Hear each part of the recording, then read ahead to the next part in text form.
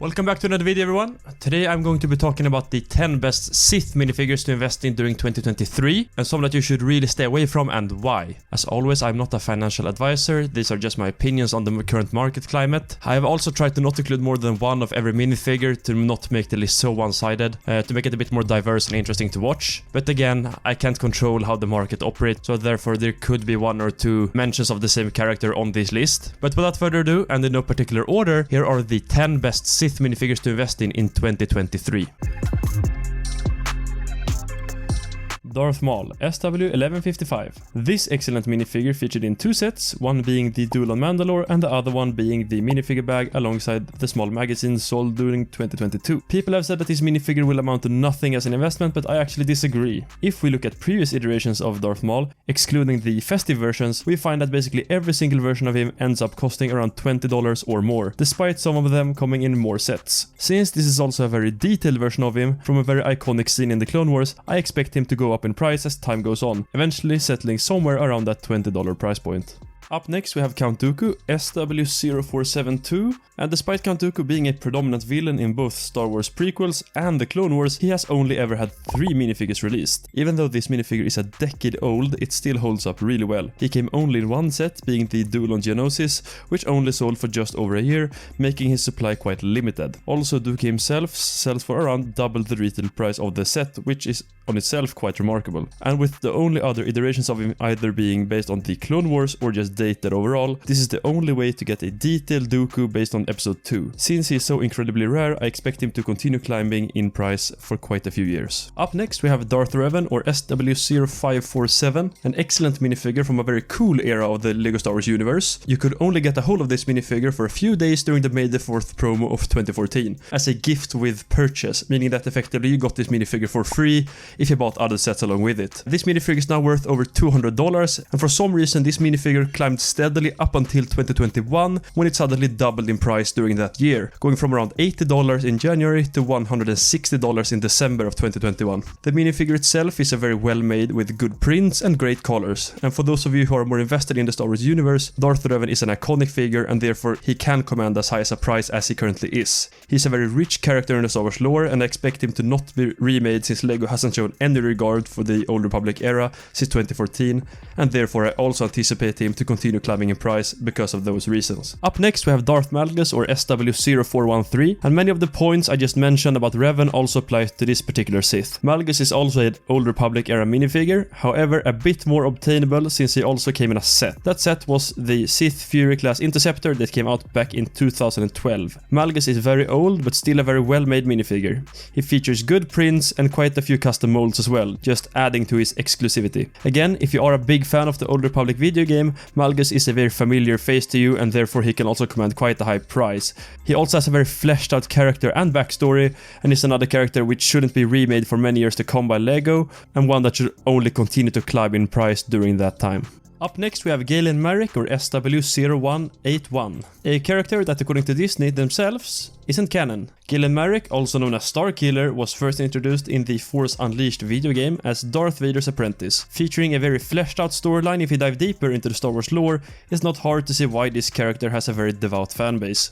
But no longer being canon and only featuring in one set, I think that the potential of this minifigure being remade is slim at best.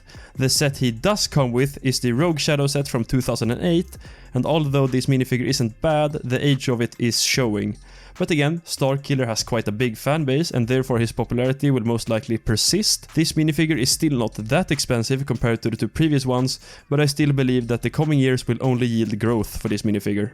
Up next we have Asajj Ventress, or SW0195. One of 3 Ventresses ever released, and one of the 2 based on the 7-season TV show Star Wars The Clone Wars. I picked this one. And why did I pick this one? Because it is a better investment than the other Clone Wars era Ventress in my book. And the main reason for that was her waistcloth. This Ventress comes with 2 sets technically, one being a $900 collector's case, which I hardly count as a supply that will dilute the market, and the other one being the 2008 Republic gunship. The other Clone Wars era Ventress, however, comes in only one set, but that set retailed for $25 and therefore her supply is much bigger. But if we look at the Ventress I actually chose for this point, she features the waistcloth, 2 red lightsabers lightsabers, and a custom torso and head printing. She really became a staple character in the Clone Wars TV show the more the show ran, and since we haven't had a Clone Wars figure of her released since 2011, I believe her exclusivity will continue to favor her as she continues to climb in price on the secondary market. Next up we have Darth Vader, or SW1228. Okay, so there are over 30 Darth Vaders ever released with LEGO Star Wars, so why did I pick this one? Well, this one has excellent prints and molds, and coming in only one set, being the Kenobi vs Vader set from the Obi-Wan TV show, it is a very exclusive and well-made Darth Vader. And if we look at previous Darth Vader figures with printed arms, legs and torsos, they almost always fetch at least a $20 price, especially when they are set exclusive. And the set he did come with wasn't too popular since 1. Obi-Wan wasn't the greatest show according to many, 2. This set in particular was very expensive for what you got according to a lot of people. I believe that these two factors could work to this minifigure's advantage. There will always be better sets than this one out there, and I believe that this Darth Vader minifigure will not have that big of a supply on the aftermarket when he retires. A very well made minifigure that I anticipate will grow a fair bit once he goes away. Up next we have Chancellor Palpatine, or SW0418. While technically not a Sith Lord if we go by just the naming of this minifigure, he comes with a Sith face, as this is where he truly reveals who he is to everyone in the movie. This minifigure is excellent, he is detailed, unique, and also the only version we have of Palpatine being a Sith while not in his black Imperial robes. The set he comes with is Palpatine's Arrest set from 2012. That set alone is a masterpiece in many aspects, with 6 unique, highly detailed Jedis and Sith minifigures, and only being on shelves for just over a year, this set now sells for around $500. This Palpatine is great, and with the love for the prequel movies only growing and more new fans coming into the LEGO Star Wars space, I believe that the demand for such an iconic minifigure as Palpatine from this scene will only rise as time goes on. Up next we have Savage Opress, or SW0316, a minifigure we only saw on screen for a few seasons of the Clone Wars TV show. Savage Opress acted as an accomplice or apprentice of Darth Maul for much of that time, but still he only came in one set, being the Sith Nightspeeder set back in 2011. And with 4 out of 5 pieces making him up, also being unique to him, this minifigure is really exclusive. He has been steadily growing in price since his retirement, and I anticipate him to keep on doing so, as there is basically zero chance for LEGO ever remaking this minifigure, since, spoiler alert, he was killed off during the Clone Wars in season 5. A very well made minifigure that was quite hard to get, but also has a steady fan base, and since the Clone Wars TV show only continues to get more fans, this minifigure will most likely only continue to attract demand.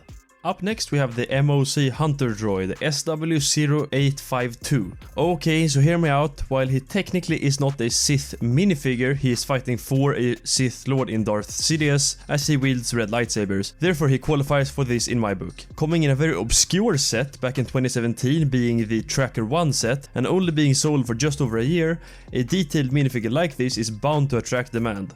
With many custom prints and molds, this minifigure is as good as they come. This set sold so bad that it actually still hovers around retail price a few years after it retired. And the only thing that really attracts attention from this set is this minifigure.